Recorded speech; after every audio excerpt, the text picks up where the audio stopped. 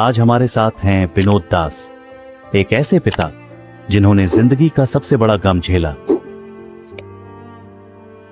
डेबोलिना को खोना मेरी जिंदगी का सबसे बड़ा दर्द था। एक शाम उसने एक ड्राइंग दिखाई हमारी फैमिली की। उसने डेबोलिना को स्काई में दिखाया, हमें देखते हुए।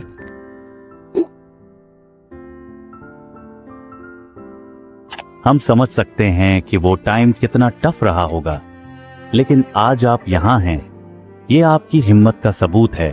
आपको और सिया को उस टाइम क्या चीज संभालने में मदद मिली? दो चीजें मेरी ताकत बनी, सिया और डेबोलिना की यादें। सिया मेरी एंकर बन गई। उसकी मुस्कान, उसकी इनोसेंस ने मुझे याद दिलाया कि मुझे उसके लिए स्ट्रांग रहना होगा।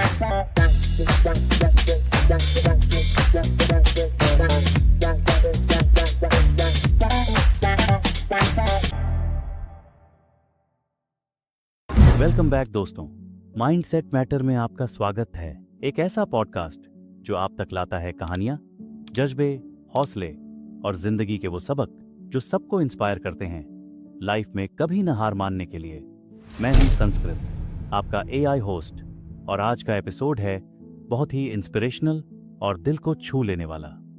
आज हमारे साथ हैं विनोद दास, एक ऐसे पिता जिन्होंने जिंदगी का सबसे बड़ा गम झेला, अपनी पत्नी की डेथ। लेकिन इस दर्द से उभरकर वो और भी स्ट्रांग बनकर निकले।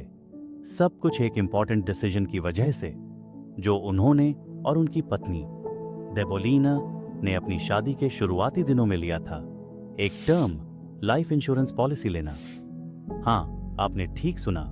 विनोद दास जी की जर्नी एक स्ट्रांग रिमाइंडर है कि अनएक्सपेक्टेड सिचुएशंस के लिए प्लानिंग सिर्फ समझदारी नहीं, जरूरी होती है। आज हम बात करेंगे प्यार, लॉस, रेजिलियंस और एक पिता की कहानी के बारे में जो अपने लिए और अपनी 6 साल की बेटी सिया के लिए जिंदगी को दोबारा जीना सीख रहा है।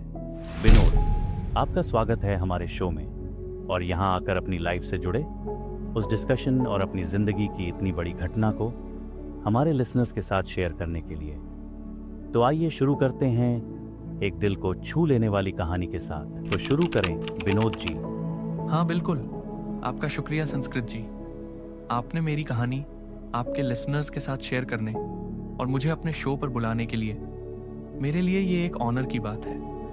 विनोद, चलिए शुरुआत से शुरू करते हैं। आप हमें बताइए अपनी वाइफ डेबोलिना और अपने बारे में। डेबी, मैं उसे प्यार से बुलाता था। मेरी जिंदगी का प्यार थी। वो एक काइंड, स्ट्रॉन्ग और हमेशा फ्यूचर के बारे में सोचने वाली लेडी थी। हमारी शादी के कुछ ही 2-3 सालों में सिया के होने से पहले हमने अपनी लाइफ की प्लानिंग शुरू कर दी थी, जिसमें मेरी वाइफ मेरी सैलरी, एक्सपेंसेस और इन्वेस्टमेंट डिसीजंस में मुझे गाइड और हेल्प करती थी। उसने CFP किया था, तो उसको इस सब के बारे में ज़्यादा आइडिया था। हमारी शादी के 3 साल बाद जब सिया हुई तो हमने लाइफ की सिचुएशंस और बुरे वक्त के लिए एक फंड बना रखा था। जैसे हमने दोनों ने टर्म प्लान लिया, इमरजेंसी फंड बनाया और कुछ स्मॉल सेविंग्स भी मेरी वाइफ ने कर रखी थी। यहाँ तक आ ही गए हैं आप, तो आगे बढ़ने से पहले चैनल को सब्सक्राइब करें, और वीडियो अगर अभी तक अच्छी लगी हो तो लाइक करना न भूलें। इससे हमें ऐसी और भी कहानियाँ आपके सामने लाने के लिए मोटिवेशन मिलता है। आपको अलग अलग टर्म इंश्योरेंस प्लान लेने का आइडिया कहाँ से आया? अक्सर लोग सिर्फ मेन अर्नर, जो ज्यादातर पुरुष होते हैं, उन्हीं के नाम से टर्म प्लान लेते हैं। आपने ठीक कहा, यह आइडिया मेरी वाइफ का ही था। एक शाम उसने मुझे टर्म लाइफ इंश्योरेंस का आइडिया दिया। उसने एक आर्टिकल पढ़ा था जिसमें लिखा था कि दोनों पार्टनर्स का इंश्योर्ड होना जरूरी है, सिर्फ ब्रेडविनर का नहीं। मुझे वो एडवाइस प्रैक्टिकल लगी, स्पेशली क्योंकि हम फैमिली स्टार्ट करने की प्लानिंग कर रहे थे। रिसर्च के बाद हमने मेरे और उसके नाम एक comprehensive term life insurance policy ली। उस टाइम पे बजट में से पैसा निकालना आसान नहीं था, लेकिन आज लगता है वो डिसीजन मेरी जिंदगी बदल देने वाला था। वो फोरसाइट बहुत रेयर होती है। क्या किसी ने आपके इस डिसीजन को लेकर सवाल उठाया था? हाँ, बहुत लोगों ने कुछ रिलेटिव्स ने पूछा कि हम एक होम मेकर के लिए इंश्योरेंस क्यों ले रहे हैं। उनका कहना था कि ये अननेसेसरी एक्सपेंस है, लेकिन डेबोलिना ने फर्मली कहा, हम वही चीज इंश्योर करते हैं जो वैल्यूएबल होती है, तो अपनी लाइफ क्यों नहीं। ये काफी फॉरवर्ड थिंकिंग डिसीजन था। अक्सर लोग सोचते हैं कि इंश्योरेंस सिर्फ प्राइमरी अर्नर के लिए होना चाहिए। आपको क्या लगता है, दोनों पार्टनर्स का इंश्योर्ड होना क्यों जरूरी है? बिल्कुल, लोग ये भूल जाते हैं कि एक होम मेकर या सेकेंडरी अर्नर भी फैमिली की स्टेबिलिटी में इक्वली कंट्रीब्यूट करती है। डेबोलिना का रोल हमारे घर में प्राइसलेस था। वो फाइनेंसेस से लेकर सिया की अपब्रिंगिंग तक सब कुछ मैनेज करती थी।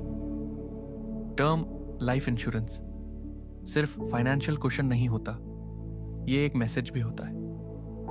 मैं अपनी फैमिली को हर हाल में प्रोटेक्ट करना चाहता हूं। जब डेबोलिना की डेथ हो गई तब मेरी इमोशनल लाइफ टूट चुकी थी,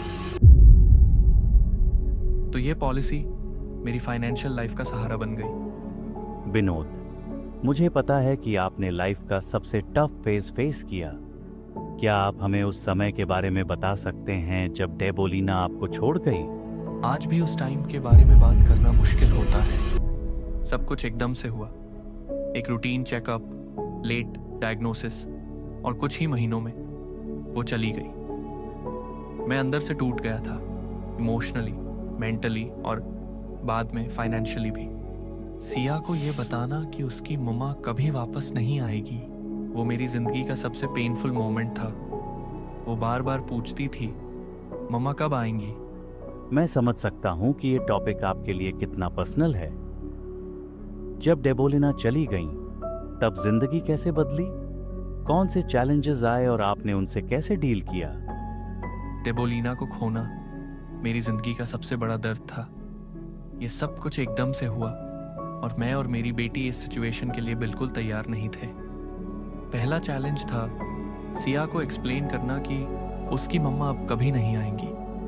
वो सिर्फ 6 साल की थी। शुरुआत में तो मैं बस टाइम काट रहा था, अपनी जॉब छोड़ दी टेम्पररीली ताकि सिया का ख्याल रख सकूं, क्योंकि इमोशनली भी मैं काफ़ी टूट गया था। पर मुझे स्ट्रांग बनना था, सिया और अपने लिए। ये सब इजी नहीं था।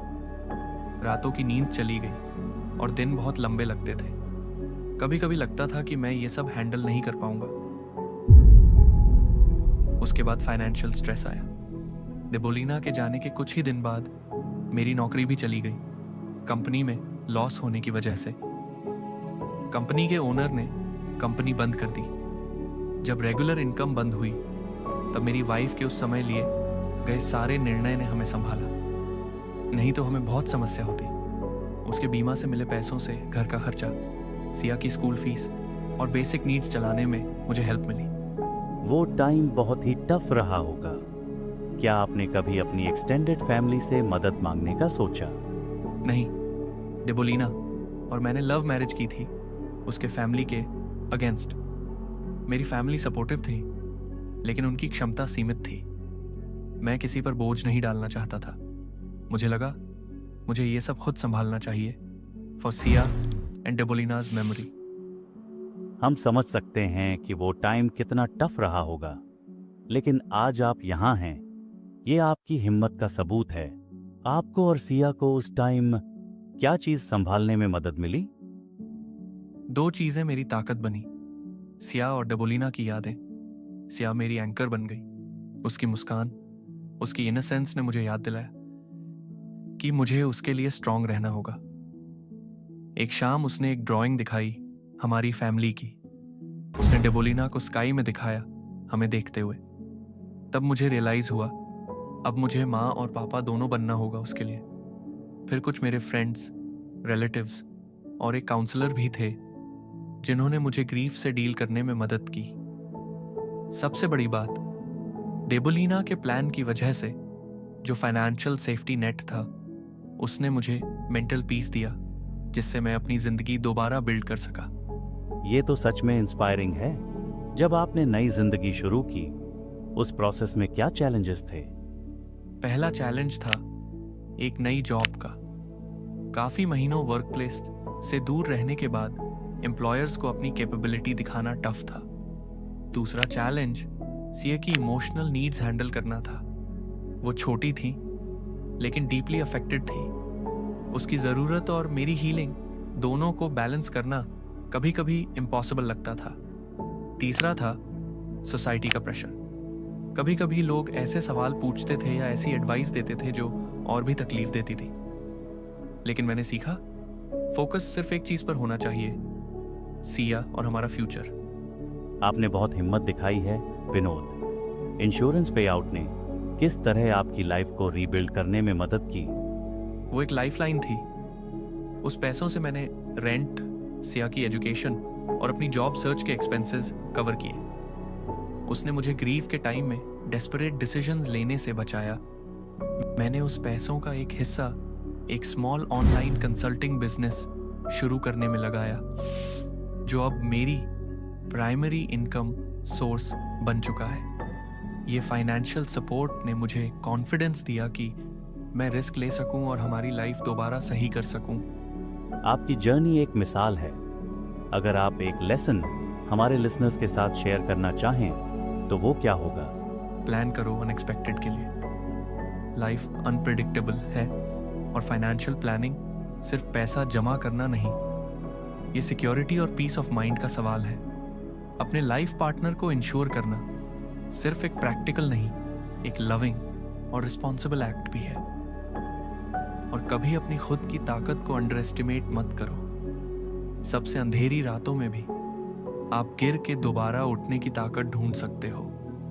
बहुत ही खूबसूरत तरीके से आपने अपनी बात कही विनोद। आपकी कहानी एक मिसाल है प्यार, रेजिलियंस और फाइनेंशियल प्लानिंग की इंपॉर्टेंस की। लिसनर्स, जिंदगी अनप्रेडिक्टेबल है, लेकिन एक सोच, एक डिसीजन सब कुछ बदल सकता है। जैसे विनोद की स्टोरी ने हमें याद दिलाया कि उनकी वाइफ के एक डिसीजन ने कैसे उन्होंने अपने परिवार को प्रोटेक्ट करना भी सबसे बड़ा प्यार का एहसास बना दिया। नेक्स्ट एपिसोड में मिलते हैं एक और इंस्पायरिंग कहानी के साथ। तब तक के लिए हमारे साथ जुड़े रहने के लिए चैनल को सब्सक्राइब और लाइक करना न भूलें और वीडियो को शेयर करना न भूलें। धन्यवाद।